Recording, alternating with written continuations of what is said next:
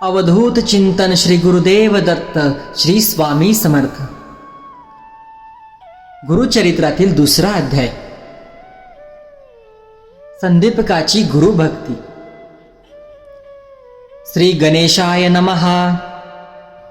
हरिनाम घेणारा एक शिष्य श्री गुरुचरणांचे ध्यान करीत मार्गाने कोठेतरी जात होता। दमल्यामुळे तो एका झाडाखाली विसावला। भस्म व्याघ्र चर्म आणि पितांबर धारण केलेला एक योगी त्याच्या स्वप्नात आला। त्याने नामधारकाच्या भाळी स्वहस्ते भस्म लावले व त्याला अभयदान दिले। नामधारकाला एकदम जाग आली। त्याने भोवताली पाहिले पण कोणीच दिसले नाही। तो आश्चर्य करीत पुनश्च मार्गस्थ झाला। काही अंतरावर त्याला स्वप्नातील योग्याचे प्रत्यक्ष दर्शन झाले।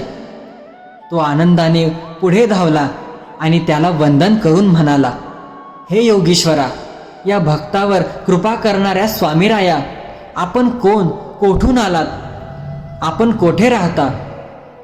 योगी म्हणाला, माझे नाव सिद्ध, गाणगापूरचे नृसिंह सरस्वती हे माझे गुरु।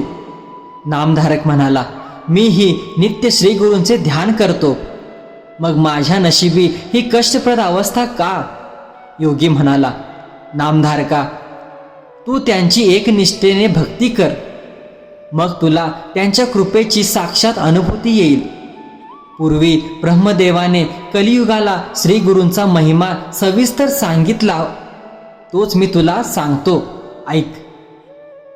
सृष्टीच्या आरंभी विष्णूने आपल्या नाभी कमलातून ब्रह्मदेवास उत्पन्न केले। त्याला 4 वेद दिले व त्यांना अनुसरून जगाची निर्मिती करण्यास सांगितले।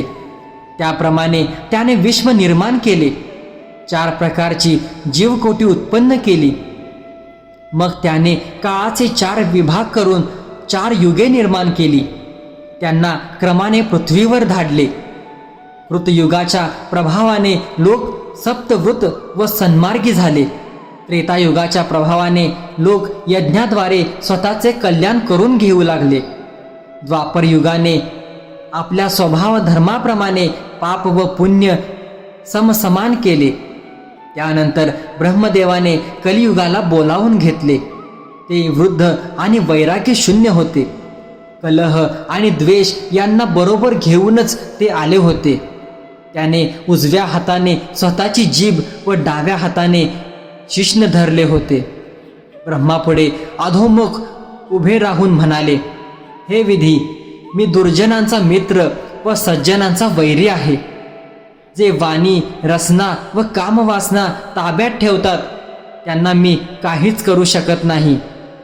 गुरुभक्त, शिवभक्त, हरिभक्त, सदाचारी, धर्माचरणी यांच्यापुढे माझा काय निभाव लागणार? ब्रह्मदेव म्हणाले, काळजी करू नकोस, तू काळाला बरोबर घेऊन जा। तू भूलोकी जाताच लोकांची धर्मप्रवृत्ती निस्तेज होईल। सज्जन ही पापप्रवृत्त होतील, त्यांना तू पीडा दे। जे लोक तुला वश होणार नाहीत असे पुण्यवान सज्जन फारच थोडे असतील।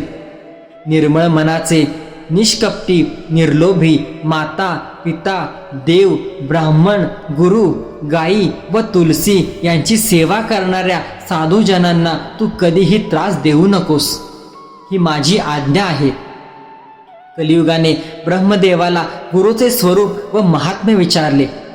ब्रह्मदेव म्हणाले, गुरु हा शब्दच 4 मुक्तींची प्राप्ती करून देणारा महामंत्र आहे।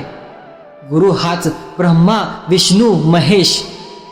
देव कोपले तर गुरु रक्षण करील, पण गुरु कोपला तर कोणीच रक्षण करू शकत नाही। गुरु भक्तीने जगाच्या रहस्यांचे आकलन होते।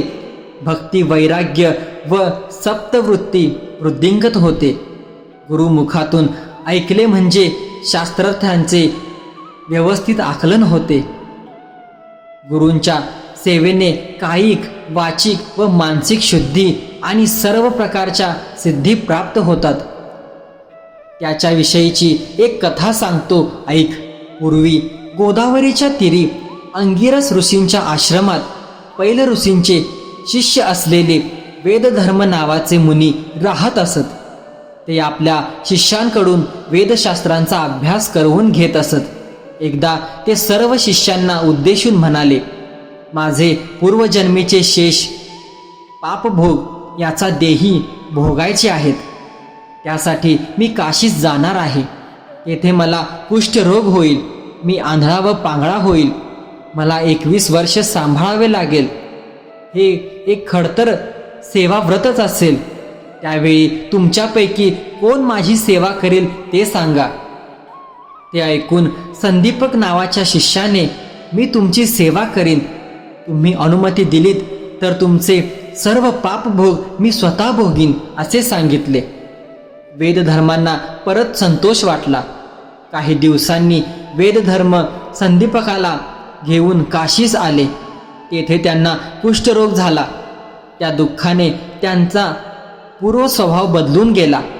ते हट्टी, चिडखोर व उर्मट, क्रूर व शिवराळ झाले.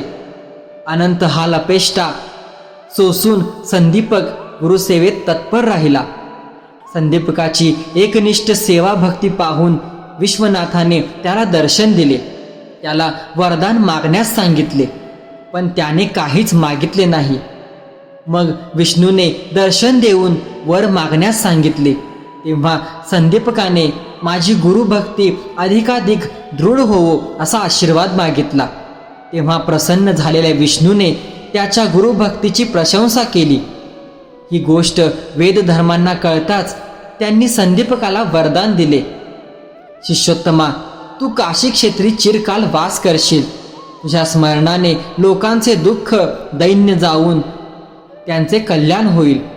वेदधर्मांनी शिष्याची परीक्षा घेण्यासाठीच कुरूप धारण केले होते. त्यानंतर ते दिव्यदेही झाले.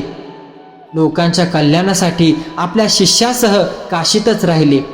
सिद्ध म्हणाला, नामधारका, गुरुचे महात्म्य लक्षात घेऊन त्यांची दृढ भावाने सेवा भक्ती करावी. गुरुभक्तांवर शंकर नेहमीच प्रसन्न असतो. तर स्वामी भक्त हो, हा होता गुरुचरित्रातील 2रा अध्यायाचा मराठी कथासार. असेच प्रत्येक अध्यायाचे मराठी भाषांतरीमध्ये कथासार तुम्हाला आपल्या स्वामी उपासना या चॅनलवरती ऐकायला मिळणार आहे. तरी आपल्या चॅनलला नक्की सबस्क्राईब करा व जास्तीत जास्त शेअर करा. धन्यवाद. अवधूत चिंतन श्री गुरुदेव दत्त.